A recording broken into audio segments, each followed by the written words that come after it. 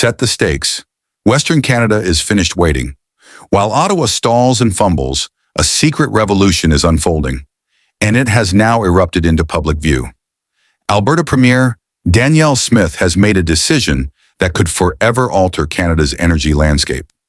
We're not talking about more federal giveaways or another committee-led feasibility assessment.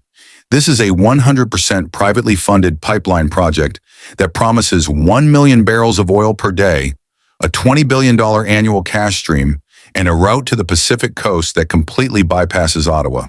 However, it's not just oil that's shaking the nation.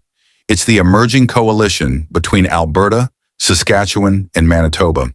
The brave backing of Indigenous communities no longer willing to be marginalized, and the deafening silence from Ottawa and British Columbia's Premier David Eby. So what just happened? Why is this project so divisive? And how can a single pipeline jeopardize Canada's political stability and economic future? Let's look at how a backroom arrangement just set fire to the national stage. What do you say to Alberta Premier Danielle Smith's idea of privately funding an oil pipeline through northern British Columbia? This is not just about oil. Danielle Smith has just dropped what many are calling a geopolitical bomb. A privately funded bitumen pipeline directly to the BC coast, with no Ottawa supervision, no public money, and no federal involvement. If the federal government is willing to take the political heat, they could still replicate the Trans Mountain expansion. They have the constitutional jurisdiction to do so, but this time they're not needed. The figures are staggering. 1 million barrels per day flowing directly into Prince Rupert or Kitimat, two of BC's most efficient export ports to Asia.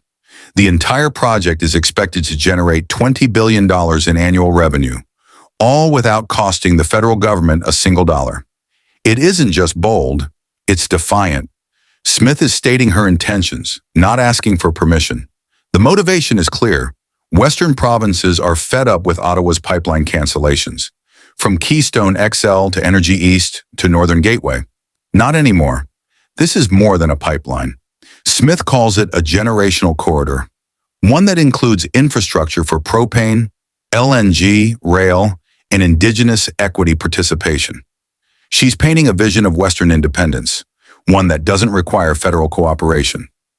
Ottawa's usual red tape is being replaced by private financing and direct action. Alberta is making it clear it will no longer wait for permission to develop. Before Christ Premier David Eby was caught off guard. Once proudly opposed to publicly funded pipelines, he's now performing public relations gymnastics, caught between a bold Alberta initiative and a nervous electorate still reeling from the Trans Mountain debacle. A project that ballooned from $4.7 billion to $35 billion. Eby quickly distanced himself from public financing, later hinting that he might be open to privately funded ventures, essentially saying, if I don't have to fund it or take the blame, maybe I'll allow it. But fence-sitting comes with consequences. Alberta, Saskatchewan, and Manitoba are already moving forward, and Indigenous communities are not just supporting, but co-owning elements of the project. Eby's hesitation risks isolating BC from a West that's had enough of federal paralysis. Eby knows what's at stake.